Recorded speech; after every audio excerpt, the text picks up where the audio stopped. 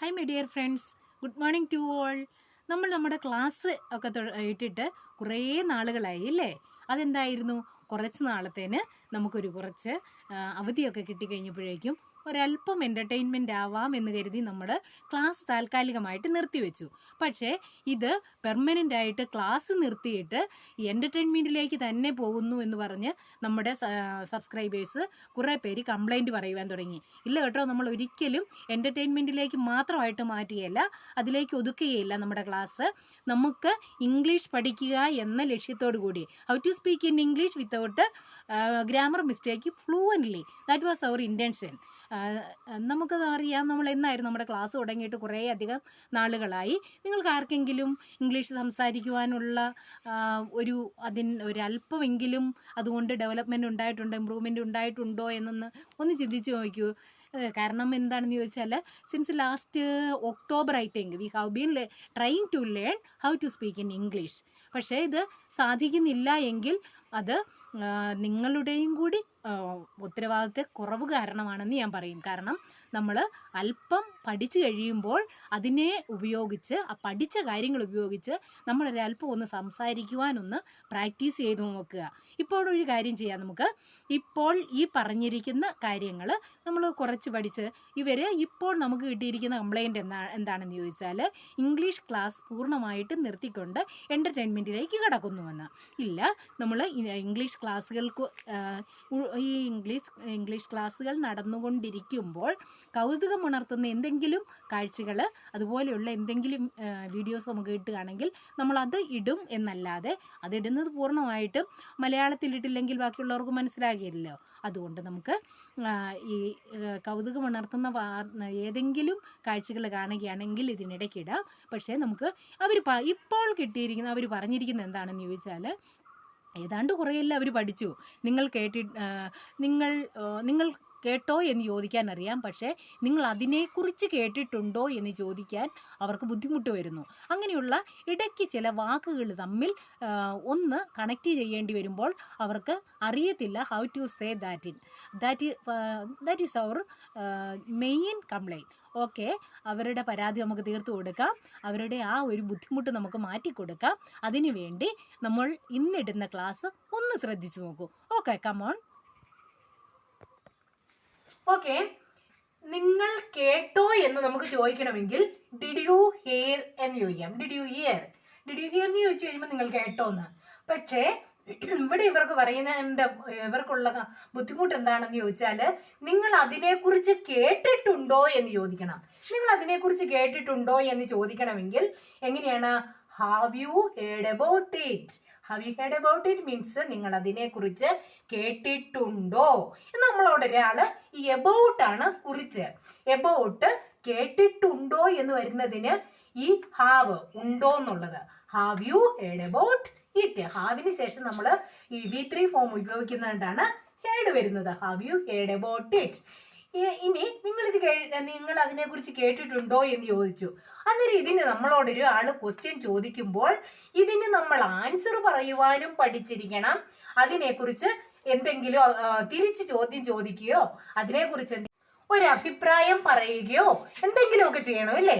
അതല്ലേ നമുക്ക് പഠിക്കേണ്ടത്. അതാണ് നമ്മൾ പ്രാക്ടീസ് ചെയ്യുന്നത്. അതുകൊണ്ട് I have never heard about it എന്ന് ഒരു ആൻസർ നമ്മൾ പറയുക. അതായത് ഞാൻ ഒരിക്കലും അതിനെക്കുറിച്ച്, ഇങ്ങനത്തെ വാക്ക് വരുമ്പോഴാണ് ബുദ്ധിമുട്ട് വരുന്നത് എന്നാണ് പലരുടെയും അഭിപ്രായം. അതായത് അതിനെക്കുറിച്ച് കേട്ടിട്ടേ ഇല്ല, കേട്ടിട്ടുണ്ടോ അങ്ങനെയൊക്കെ ചോദിക്കുമ്പോൾ ഇതിനാണ് കേട്ടിട്ടേ ഇല്ല എന്ന് പറയുന്നതാണ് നെവർ. ഒരിക്കലും നെവർ ഒരിക്കലും. I have never heard about it. കേട്ടിട്ടേ ഇല്ല എന്ന് പറഞ്ഞു. ഞാൻ അതിനെക്കുറിച്ച് ഒരിക്കലും കേട്ടിട്ടേ ഇല്ലെന്ന് പറഞ്ഞു. എന്നിട്ട് ഇതൊരു നെഗറ്റീവ് റിമാർക്ക്. ഇനി നമ്മൾ അതിന്റെ പോസിറ്റീവ് ആയിട്ടുള്ളതാണെങ്കിലോ, യെസ് ഉണ്ട്. I know about it well. എനിക്ക് അതിനെക്കുറിച്ച് നന്നായി അറിയാം. എനിക്ക് അതിനെക്കുറിച്ച് നന്നായിട്ട് അറിയാം. നിങ്ങൾ അതിനെക്കുറിച്ച് കേട്ടിട്ടുണ്ടോ? ഉണ്ട്, എനിക്ക് അതിനെക്കുറിച്ച് നന്നായി അറിയാം. നന്നായിട്ട് എനിക്ക് അതിനെക്കുറിച്ച് അറിയാമെന്ന് പറഞ്ഞു. പക്ഷേ ഒരു കാര്യമുണ്ട്, നമ്മൾ അതിനൊരു റിമാർക്ക് കൂടെ കൊടുക്കുക. അതിന് നമ്മുടെ ഒരു അഭിപ്രായം കൂടി നമ്മൾ പറയുക. എന്താണ്? But it is not so good. എന്താണ്? But it is not so good. പക്ഷെ അത് അത്ര നല്ലതല്ല. ഇത് അത്ര നല്ലതല്ല എന്ന് പറയുക. അന്നേരം അത്ര നല്ലതല്ല എന്ന് പറയുന്നതിനാണ് സോ നോട്ട് സോ ഗുഡ്, അത്ര നല്ലത് അല്ല.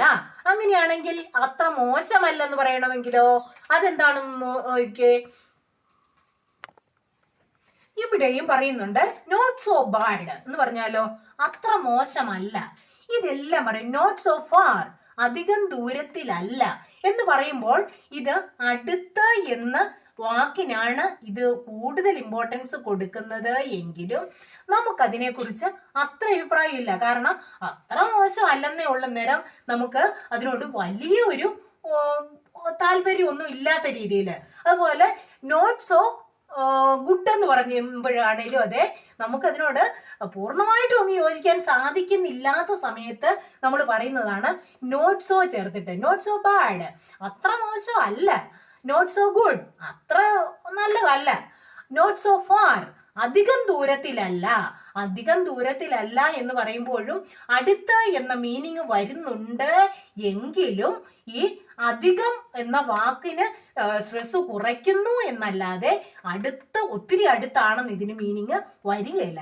അതുപോലെ നോട്ട് സോ നിയർ, ഇത് ദൂരത്തെ കുറിച്ച് കാണിക്കുന്നതിന് പറയുന്നത് ഒത്തിരി അടുത്തല്ല എന്ന് പറഞ്ഞാൽ, ഒത്തിരി അടുത്തല്ലെന്ന് പറഞ്ഞാൽ ഇവിടെ തൊട്ടടുത്താണെന്നല്ല, ദൂരം ഒത്തിരി ദൂരം ഇല്ല എന്ന് പറയുന്നതിന് വേണ്ടിയാണ് ഇത് നമ്മൾ ഉപയോഗിക്കുന്നത്. അത് ഇത് പറയുമ്പോഴെല്ലാം ഒരു കാര്യം ചെയ്യണം. നോട്ട് സോ ബാഡിന് മുമ്പ് നമ്മൾ ഇറ്റ്സ് മീൻസ് ഇറ്റ്സ് എന്ന് പറഞ്ഞാൽ ഇറ്റ് ഈസ് എന്ന്, ഇറ്റ് ഈസിന്റെ ഇറ്റ്സ് എഴുതുന്നതാണ് ഇറ്റ്സ് എന്ന് എഴുതിയാൽ മതി. It's not so far, it's not, it's not so far എന്ന് പറഞ്ഞാൽ എന്താണ് അതിന്റെ അർത്ഥം? അത് അധികം ദൂരത്തല്ല, അത് അധികം ദൂരത്തല്ല.